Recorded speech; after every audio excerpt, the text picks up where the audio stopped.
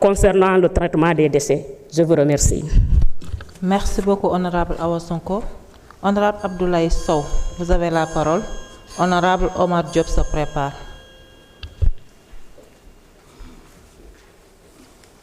Assalamu alaikum. Mbokk yi maa ngi leen di nuyu. Permettez-moi de profiter de cette occasion pour présenter mes condoléances à votre collègue Moustapha Mamba Guirassy, le ministre de l'Éducation nationale, qui vient de perdre sa maman. Di ko ñaanal Yàlla, yal na ko Yàlla yërëm, xaare ko arjana. Xa faliyandrom badin kedugu ngolu, alxakibaro memme bi, mbal tralanal ya fata. Xa doit sawanteye fo alamense la jango sone aye. Monsieur le ministre, permettez-moi tout simplement aussi de lister quelques problèmes ou préoccupations que la population de Kédougou rencontre en matière d'environnement. D'abord, les services régionaux ou vos services techniques qui sont à Kédougou, les services des eaux et forêts, ils sont sous-effectifs. Donc il y a un sous-effectif criard dont il souffre.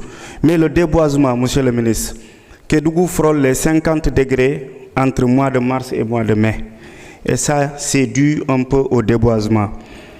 Mais monsieur le ministre, le fleuve Gambie, si vous connaissez un peu Kédougou, fleuve Gambie, et la ville est traversée par ce fleuve. Et si on n'y prend pas garde, on risque de voir un second Falémé, et ça serait une catastrophe pour la ville. Monsieur le ministre, il y a une situation aussi dans la commune de Tomoronkoto, où présentement la société minière PMC opère. Le PMC se trouve à 13 km dans le parc, d'après la géolocalisation. Mais il y a une partie qu'on appelle, que la communauté locale appelle Angola, puisque c'est une montagne où la population opérait pour avoir pour mener les activités d'orpaillage. Donc on leur a interdit cette partie, alors que cette partie est à 3 km de Nyemeneke, de Badon et de Tamba Nouméa. Donc pour le ministre des Mines, les communautés locales ont fait des démarches. Eux, ils disent qu'ils peuvent accompagner ces sociétés, puisque aussi ces ressources doivent être, comment dirais-je, on doit accompagner les populations à exploiter de façon responsable ces ressources naturelles. Donc au niveau du ministère des Mines, eux, ils disent qu'ils n'ont pas de problème. Le problème, c'est au niveau de l'environnement. Nous avons diligenter pour que ces populations puissent travailler et gagner tranquillement leur vie. Mais monsieur le ministre, il y a une autre situation. Les 3 villages que je viens de citer, Nyemeneki, Badon et Tamba Nouméa, sont dans la zone tampon, presque à l'entrée du parc.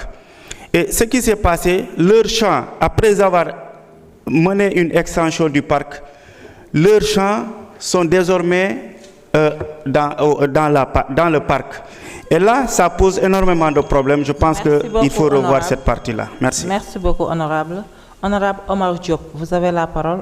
Honorable Ahmadoullo se prépare.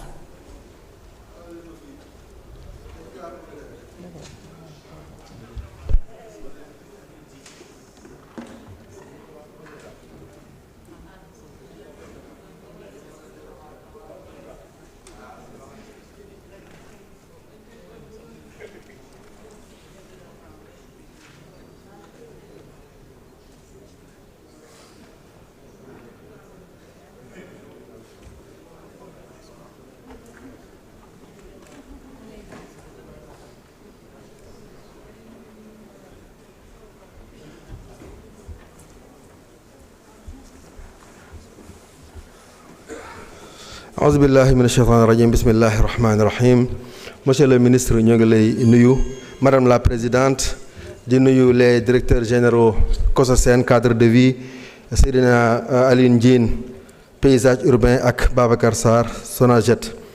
Monsieur le ministre, yàlla wax na ci alquran ne zahara al fasad fil barri wal bahri bima kasabat aydin nas yudiquhum ba'da alladhi amilu. Booba ma nga ñuy wax ñu waggar aalam bi lu ko may rek dinañ ko rëccu. Yaakaar naa àdduna bi àgg na ci loolu sama borom doon artoo ci alquranul karim. Monsieur le ministre, am na bato boo xam ne dégg naa bato russe la ñu attaqué ko ci waaxi Ndakaaro waaye ay hydrocarbures moom la doon transporter monsieur le ministre loolu su fekkente ne wér na maa ngi lay laaj yan yitte ngeen ci fas yéene def ngir menace écologique boobu bañ a doon loraange ci askanu Sénégal. am na fi loi boo xamante ne mooy loi 2015-09 du 4 mai 2015 loi boo xam ne li ko taxoon a jóg mooy mbuus yi nga xamante ne moom la ñuy jaay wala ñu koy utiliser wala ñu koy importer ñu interdire ko. monsieur le ministre loolu man damaa jàpp ne singale la goo xam ne dañ koo singale commerçant yi ndax bu ñu leen waxee ne du ngeen jëfandikoo plastique beneen secteur boo dem ci réew mi ñoo ngay jëfandikoo plastique. laboratoire yi hôpitaux yi ci plomberie électricité wata yi lépp nga jëfandikoo man wàllum plastique kon lan moo tax ñu bëgg koo xañ ñi nga xamante ne ñooy commerçant yi loolu jàpp naa ne ak singale la. wala bokk muy politique yoo xamante ne les grands états pollueurs ci ñoom lañ koy jéem a roye ñu def promotion politique yooyu te ñoom seen bopp appliqué wuñ ko seen bopp ndax ku ne xam na ne àdduna bi ni mu soppikoo nii du sun micro état yi ñoom ñoo tax pollution bi demee nii. monsieur le ministre ñun dañoo nekk ci réew moo xamante ne réew mu ndóol lañ yor néewaane fii kër guy jënd bitéeru vinaigre bu mat sëkk wala bitéeru war de sewel bu mat sëkk.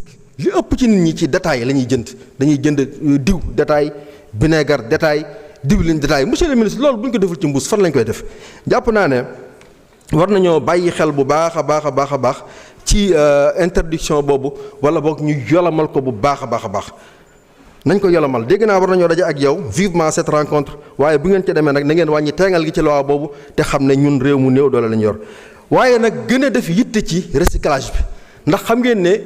plastique bi bu ñu ko recycler mënees na ko jëfandikoo waat ci yoo xamante ne dañ koy soxla mooy tablement yi lu mel ne banc yi lu mel ne ustensile de cuisine yi jàpp naa ne loolu bu ñu ci taxawee péril bi ñu ci doon ragal du ci am ndax kat yéen ñëpp gis ngeen ne suñu mbokk yooyu de wër naan feeraay tax nan maanaam weñ jamatul kenn ci mbedd mi te li ko waral rek mooy secteur boobu dañoo encouragé bu baax recyclage bi kon maa ngi lay bàyyiloo xel bu baax a baax loolu ndax liñ ciy ragal muy pollution bi wala bokk lim ñàkk nekk lu biodégradable maanaam mën naa lor à long terme waaye nag na nga xam ne interdiction